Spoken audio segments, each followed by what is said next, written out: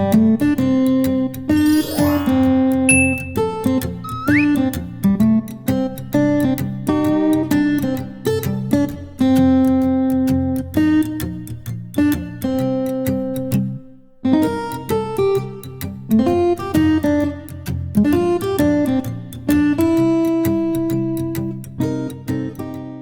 welcome back to my channel mga Ka-Agri Explorer. This is Ron's Farm Official.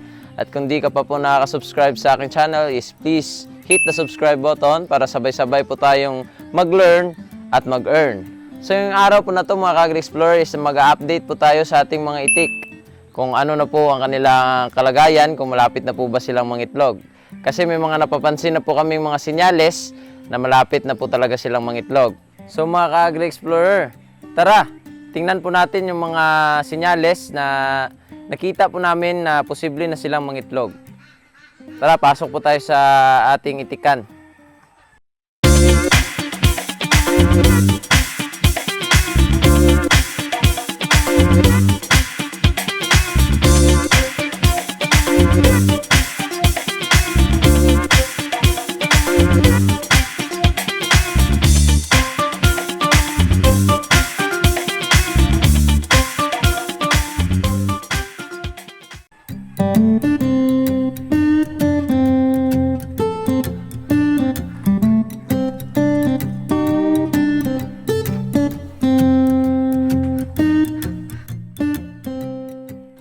So mga Ka-Agri Explorer, ang una pong senyales na nakita po namin is ito po. Makikita nyo po, may mga ano na po sila. Nagsished na po sila ng feathers at ginagawa na po nilang pugad. Kumbaga, parang nag-prepare na po sila o hinahanda na po nila ang kanilang pangingitlogan mga Ka-Agri Explorer. Isa po ito sa napakagandang senyales na malapit na po talagang umitlog o mangitlog ang ating mga itik. Marami po ito dito sa paligid ng aming farm. Kasi po, naghahanda na po talaga yung mga itik po natin. Malapit na po talaga silang mangitlog. Tapos po yung isa pa pong senyales is yung mga droppings po nila. So mapapansin po natin sa mga droppings nila, kami po yung napapansin po namin na malaki na po ang kanilang mga droppings at dry na po. So pareho po sa pugo, kung nangingitlog na po talaga sila o malapit na po silang mangitlog, malalaki na po ang kanilang mga droppings at saka dry na po ito. Indicate po yan, nag-i-indicate na malapit na po silang mangitlog kasi yung kanila pong sexual maturity is malapit na po nilang ma-hit. Mga Ka-Explorer, ito na po yung mga itik natin. Turning 4 months na po sila, malapit na po silang mag 4 months. At ito na po wala ang kanilang mga itsura. Ayan nyo po, ang lalaki na po nila at ang sisigla. Kasi po, wala naman pong nagkakasakit sa kanila kasi kompleto naman po sila sa bakuna. Meron po silang, may binigay po kaming bakuna sa kanila na avian flu. Tapos ano lang po mga Ka-Agri Explorer, is daily supplementation po talaga ng amin ditong multivitamins, electrolytes, and amino acid mga Ka-Agri Explorer. Kailangan po talaga kasi ng mga ating mga itik, lalo na po ngayong panahon po natin is pabago-bago. Dito po sa amin, uulan, iinit, ganyan po mga Ka-Agri Explorer. Di po talaga unpredictable po talaga mga Ka-Agri Explorer dito ang aming panahon. Kaya po Ka-Agri Explorer is napakainam na magbigay po talaga tayo ng karagdagang suplemento para po sa ating mga itik. Kasi po, kung hindi po namin sila to binibigyan ng multivitamins, panigurado po may magkakasakit po talaga mga Ka-Agri Explorer.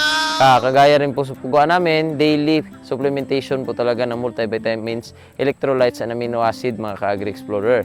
Nang sa ganun po, mapanatili po natin ang health vigor nila o yung kanila pong lakas at liksi at yung kanila pong health is ma-maintain po natin mga Ka-Agri Explorer. So mga Ka-Agri Explorer, isa pa pong fun fact, dagdag na kaalaman. Nung pag-aalaga po namin dito ng itik o pag-start po namin ng pag-alagang itik is may nahalo po na isang manok sa mga sisiw. Kumbaga, meron po ditong sisiw, tapos parang sisiw siya ng aking caretaker. Tapos, kumbaga dito siya tumatambay, sumasabay siya sa pagkain mga ka-Agri Explorer ng mga itik. Tingnan po natin siya ngayon. Ang laki na rin po niya. Tingnan po natin siya. Ayan po siya mga ka-Agri Explorer yan. Tingnan niyo po. Hindi po siya makalangoy. Hindi po siya makalangoy. Pero, pagmasdan niyo po, ganyan ano po talaga yan. Sumusunod po talaga sa mga itik. Kung saan po siya, akala niya po siguro, itik siya. Oh, no! Kasi yung imprint niya po siguro, o yung akala niyang pamilya niya is yung mga itik, mga ka-Agri Explorer. Maniwala po kayo sa hindi, sisiw po lang po yan, sabay po yan sila. Kumbaga sabay silang lumaki. At hindi po talaga yan umaalis sa kulungan ng mga itik, hindi po yan naglalagala sa ibang lugar, dito lang po talaga. Kung saan po mga itik, doon din siya. Kumbaga parang pamilya po nila, sabay silang kumakain, parang accepted na po. Kaya napatunayan ko po talaga na yung animals, kahit mapa-poultry o mapabaka, baboy, kambing, is may imprint po talaga.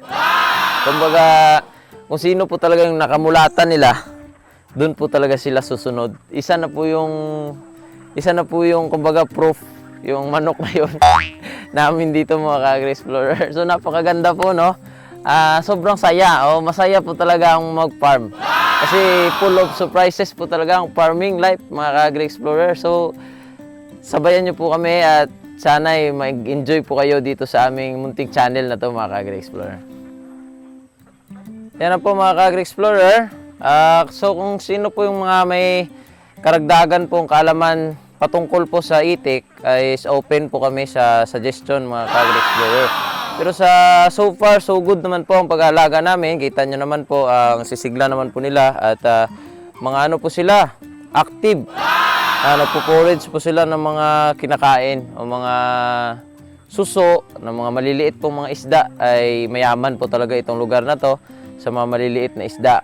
Kaya po, kapag meron ka po talagang ganito, pagalaan sa iyong mga itik is napakainam po kasi minus po talaga or makaka-less po talaga tayo sa expenses sa feeds. Kasi po kung hindi po, nung hindi pa po kami o hindi pa po sila pwedeng pagalain, napakalaki po ng aming ginagasto sa feeds.